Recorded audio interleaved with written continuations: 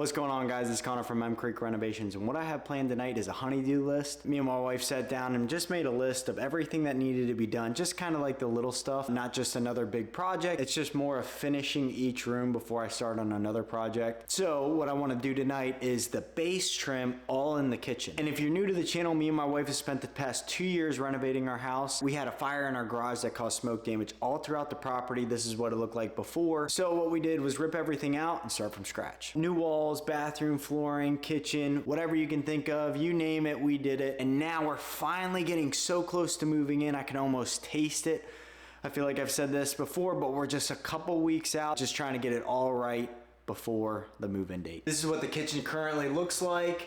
We've come a long way. However, we're not working up top. We gotta work down below on the actual baseboards themselves. I need to measure the baseboards, but I'm running into a little bit of a problem. I have one 8-foot piece of trim left, and what that means is it's specially ordered to match the cabinets that I bought from RTA Cabinet Store, and I can't screw up or I'll have to order another piece of trim. It takes around 3 to 4 days to get here, and it's about 20 bucks. That's not a huge deal, just more of a time factor, so we can't make a mistake. So what I'm gonna do is take a couple measurements of the trim, go out to the sunroom, cut them, bring them back, make sure everything fits right, glue, then shoot it into place.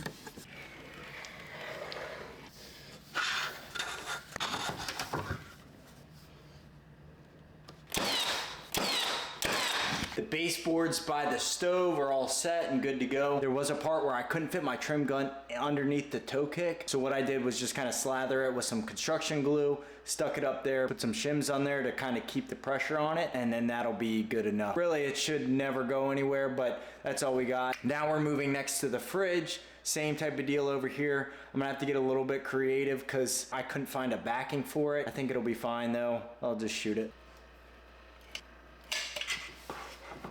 Well, I did something wrong because I'm ending up with 2 pieces of toe kick that I shouldn't have. This should have been one solid piece. I think I can get away with just splicing it down the middle. Because it is a toe kick, your eye doesn't go there unless you're like sweeping and you're down on all fours and looking at it. As long as I can bring it closer to the cabinet, because this other side of the cabinet will be blocked from a panel, I think it should be all right.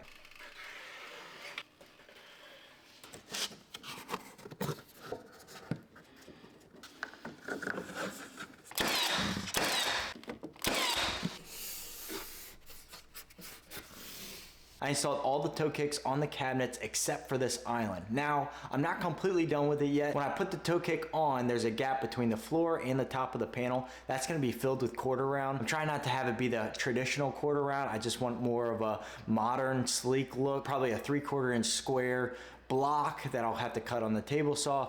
We'll save that for another day. But just remember, I'm not done with them yet. I'm not gonna leave them like that. So we'll go ahead and take some measurements and install this last piece of trim. I'm gonna use this leftover piece from the paneling, but I'm gonna show you a quick trick when cutting wood panels like this to avoid tear out. You can see there's a little bit of tear out. That's again going against the wood grain with a chop saw, and it's gonna splinter up. How you can prevent that is just taking masking tape, and if I wanna cut on this side, all I have to do is wrap it with masking tape and then go ahead and cut it. So boom, wrap it, get it nice and tight on there. I'm gonna go ahead and cut it like I would normally. Then I'm gonna take the tape off. Look at that, beautiful. Maybe a little bit right here, but overall, very clean. Compared to, you got this guy right here. Just a little trick you can use next time, especially when you're cutting wood panels like this. You can't get away with caulk and you can't just paint it all up and just sand it. So yeah, just take your time and use some painter's tape.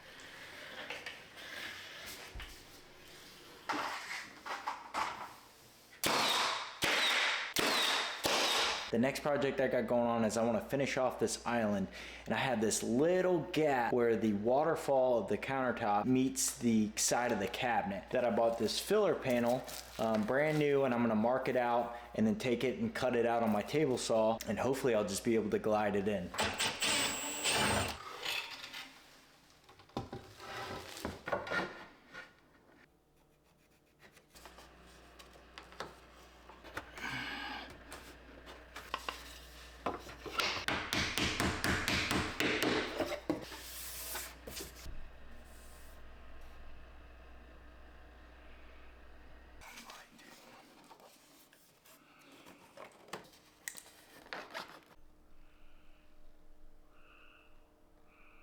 All right guys, I'm clocking out for tonight. That's how you install toe kicks on the bottom of kitchen cabinets. It's just rinse and repeat throughout. Again, remember I have to install that quarter round, so the project's not actually completely done yet. And then also it was nice to knock out those little island side filler pieces. It just kind of makes it all come together a little bit better. So, all right, that's all I got for tonight. If you're interested in trimming out the top of your pantry cabinets and getting away from crown and going for more of a modern sleek design, I actually made a video right here that just kind of broke down the entire process, and I thought it turned out great. So make sure you check out that video. I'm out of here, and I'll see you on the next one.